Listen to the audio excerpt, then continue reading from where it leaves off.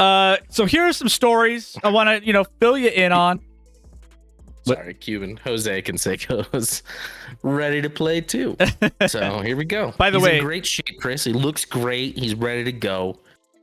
At least at 49, you could argue like a baseball player could maybe make it happen. But NFL wide receiver, get out of here. Get out of here. Just DH somewhere, But Cuban mentioned it, and these are the stories that he wakes up for. These are the stories that keep Cuban alive. The wacky, crazy, weird stories of 2022. I want to start in tennis, actually. Tennis. Remember when Novak Djokovic got deported and he was having issues with deportation? Yeah. There was that. There was the inner. Well, it was the Australian Open, right? Yeah, it was. I believe so. And then there was that issue of him getting detained. Well, and then there was the transcript that popped out for that, where interviewer comes in saying, "Oh, that's fine. I'm just going to invite another officer." Djokovic is like, "Okay." Interviewer, "Yeah, she's going to detain you." And the detaining officer comes in. "Hello." Djokovic is like, "Hello." Detaining officer is like, "Is that?" And the interviewer's like, "Yeah." And then that's it. Just a little awkward deportation. Like, she's starstruck, deporting one of the best tennis players on the planet. And, that happens when you're the best in the world and you're getting deported from, Australia or wherever it is. So, you have, situations like that. H-Town, what's going on? How are we doing? Scotty, we had the Russ experiment taking its peak. All the shots that he missed over the course. You good? What's up? I just saw you had a surprised look on your face for a second. I didn't know what that was. Oh, the Russ experiment? Russell Westbrook in LA. Oh. The other Russ experiment. Well, you gotta be more specific. I'm like, this experiment's pretty much over. Wait, it's also over. Culminating to Russ getting benched and, fans chanting that he should never shoot the ball anytime he touches it. We had all the different compilations of all the trash shots against the side of the backboard, the air balls. It was just incredible, Scotty. I'm starting to think there's a correlation, Chris. Like, maybe just don't bring a player in your team named Russ or Russell. Yeah. I don't know. Just don't do it. Yeah. It's not in your best interest. But yeah, that's been a disaster as well. Love to see it. Never liked Westbrook, so I'm good with it. You had John Daly II. John Daly, obviously a very big personality in a lot of ways, especially in golf. John Daly II, the son of PGA Pro John Daly, is the Hooters' first NIL ambassador. So you have that going on. Obviously, you see that picture here in the middle of your screen. Quote, "I've seen my father's great relationship with Hooters over the years, and I am proud to continue my family association with this iconic brand." I mean, it's a great moment. We talked about this. We talked about this on a stream when this was going down, and I mean, has anyone done a better job of like marketing himself than John Daly? He doesn't even try. He literally gives zero fucks, Chris. Yeah. Zero. And he just he goes out there, he'll play barefoot, he won't practice, he won't do anything. Yeah. He'll drink 37 Cokes on the course and 18 Snicker bars, and he does not care. And it's perfect for golf. What's scarier? Your team needs Russ W to hit a 3 to win, or your team needs Russ W to pass for a touchdown to win? They're literally the same person except different sports, and it's ironic that W is their last name. It's Russ W. Yeah, it's pretty much. I meant more because it should be L, Chris. Man. May 28th this year, we had Tommy Pham and Jock Peterson. Tommy Pham slapping Jock Peterson over fantasy football spat that they had in their fantasy football league, Scotty. Cameras caught the pregame scuffle. Reds outfielder Tony Pham and Giants outfielder Jock Peterson looked like they had a. Did you say Tony Pham? Tommy. I think you said Tony. Did I say Tony? I said Tommy. We'll check it. Someone clip it. Whoopsie. Bam caught a 3-game suspension for the incident, leaving us with some incredible quotes. I'm going to play one for you. Slapped you? Yeah, that happened. That was the only physical part. Yeah. Are you able to expand on maybe what preceded that? Why that would come? Are you able to expand? What We were in what a did he fantasy- say, Chris? Since I didn't fantasy hear league it. together. What did he say? What did he say? He's talking now. Oh, I put a player, on the injured reserve when they were listed as out, and added another player, and then there was a text message in the group saying that I was cheating because I was stashing players on my bench. You good? And 10 more seconds. 10 more seconds. This is I don't know. I gold. looked up the rules and sent a screenshot of the rules. How it says that when a player is ruled out, you're allowed to put him on the IR. Okay, I'll stop there. But he was like, I put him on my bench. He was on the IR, and then there's a group text saying you can't do this. Like, it was the most ridiculous thing. But I forget about that.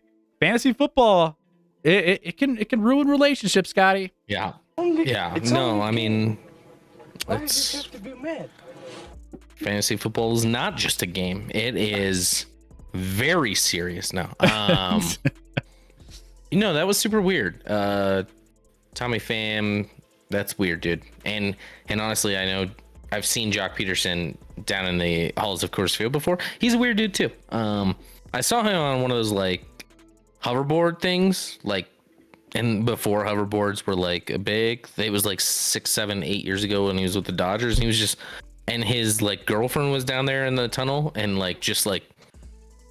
literally she was just like, I apologize, he's so embarrassing. And he's just taking this little hoverboard thing like through the tunnel and having the time of his life as like a 20-year-old kid playing the league. Ridiculous. I was like, I'm good with it. Next up, the Colorado Avalanche won a Stanley Cup. Maybe we'll talk about that later. Maybe we'll talk about that. Let's go. After the Colorado Avalanche won the Stanley Cup in June, the trophy was mistakenly delivered to the wrong Denver house. A couple went out to check their mail and found a delivery driver with a giant crate meant for Captain Gabriel Landeskog. The cup eventually made its way to the right address, but not before some photos were snapped to share it with the world. I didn't even hear this story, Scotty. I mean, what a choke by this whoever got it. You only took photos with it? Right? You have a night out, the best night of your life with that thing. Oh, like, my you goodness. pour alcohol in there, you drink from that cup, you party, you tell everyone you know, come party with me, I got the Stanley Cup. I mean, if be honest, all of you in the chat, if the Stanley Cup all of a sudden shows up on your doorstep and nobody's around to watch you do whatever it is you want with it, and it's just like, it was just delivered there, you're just like, what do I do with it? There's no way you're not doing something fun with it. There's no way. Let me put some spaghetti in there. Eat some pasta, sure. McDuggets going to the extreme in the chat. There you go. I wouldn't recommend that. I probably wouldn't do that. Wouldn't recommend that. It's a historic trophy, okay? Let's keep it classy, McDuggets. Drop it in the pool. Yeah. So kind of wild story with that. I mean, go figure, right? Chairman dropping some at McDuggets in it.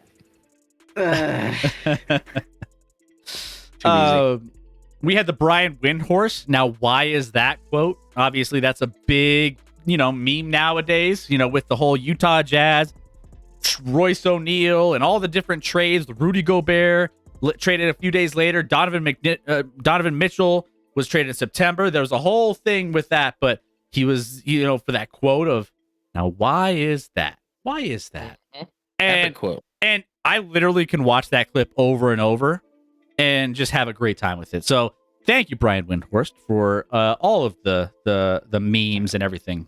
I think he's pretty marginal outside of this one, but that day was his moment. That was his moment.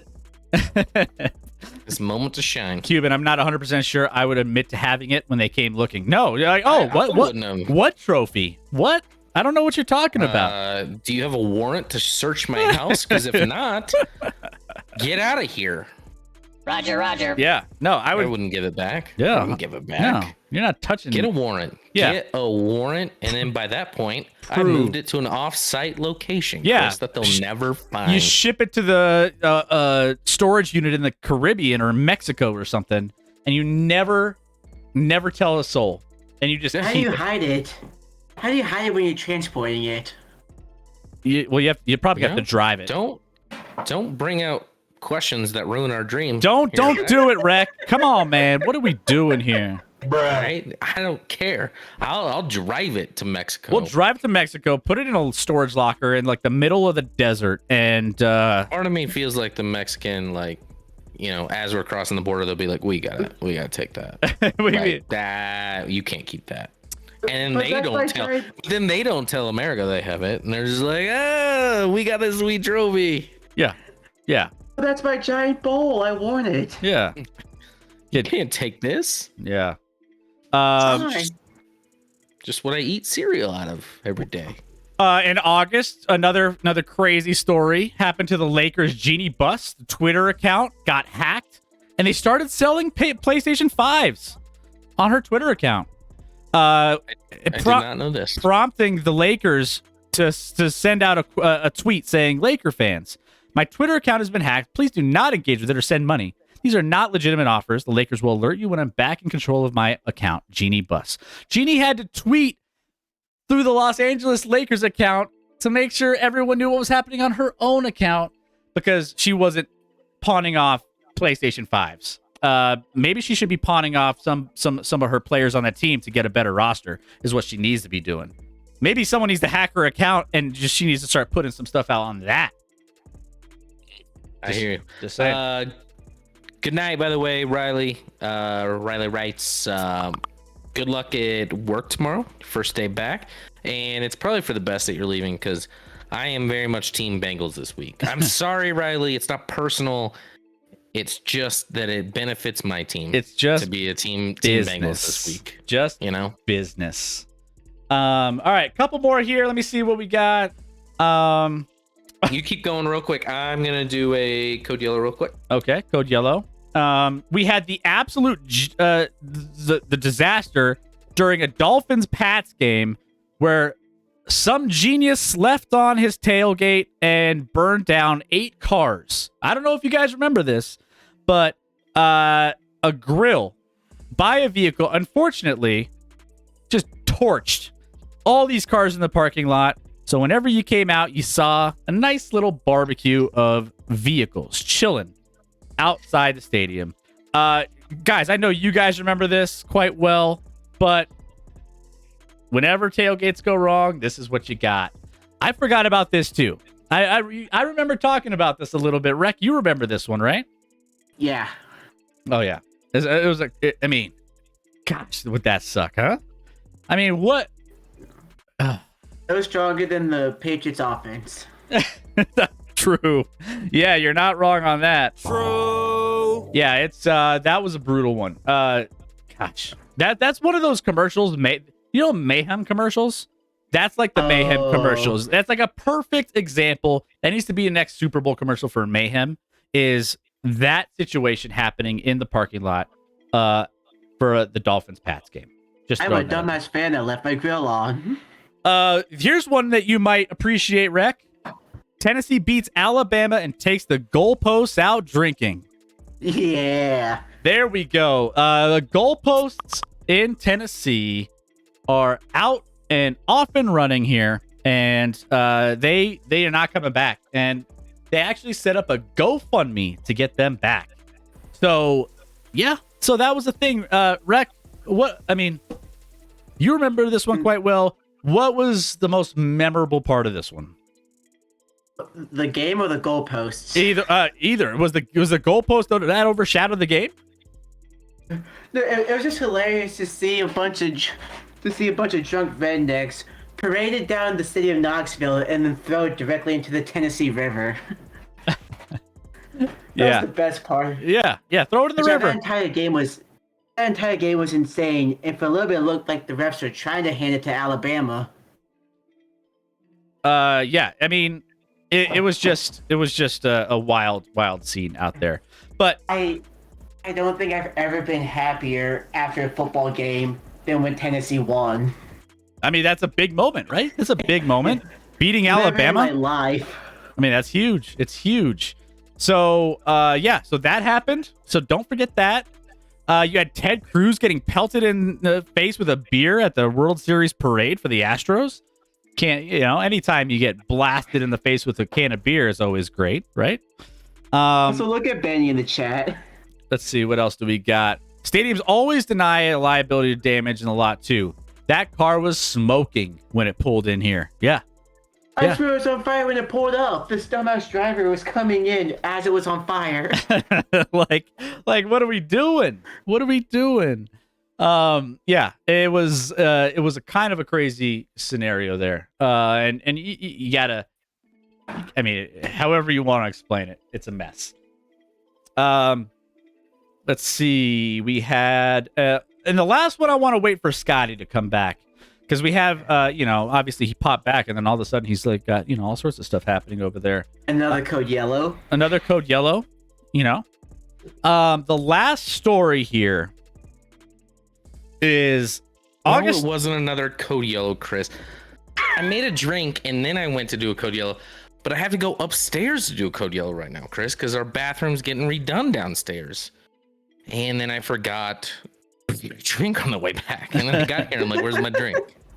Where's my drink? I'll drink to that. So we talked about the cars burning in the parking lot, Scotty, of the Pats Dolphins game after the tailgate. We talked about the goalpost of Tennessee getting thrown into the river and the GoFundMe. Sure. This one here, this is where we're going to end this one. South Carolina. I don't know if you guys have heard this story. Tried to rename their mascot until fans voted for overwhelmingly Cock Commander was the winner for the vote. It was between Cluck Norris, Coop or Cooper. What was the other ones? This isn't a real story, Chris. Is it? I don't know. I'm just assuming this is a fake story. If it's a fake story, I love it. And probably it is a fake story, but I loved it enough to share it here. Because if you're renaming the name, how are those other ones even an option? Super Cooper should have been the mascot. Those aren't options. Super Cooper. Yeah, that's true. I don't know. The school eventually. So, this all indications that this is a real thing. The university attempted to solicit a new name for their avian icon. Unfortunately, the name fans rallied behind. So this was maybe a fan vote that someone put together. But the fans rallied around Cock Commander. School eventually landed on the general. The general. So there's they what? The general? The general. Cock Commander's way better than that. Right? What are they doing?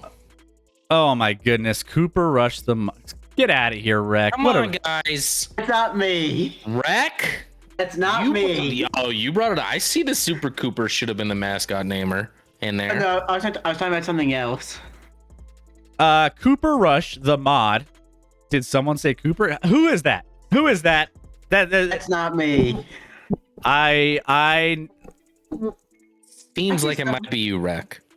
I actually saw him in the. I was actually looking at who was in when we first went live.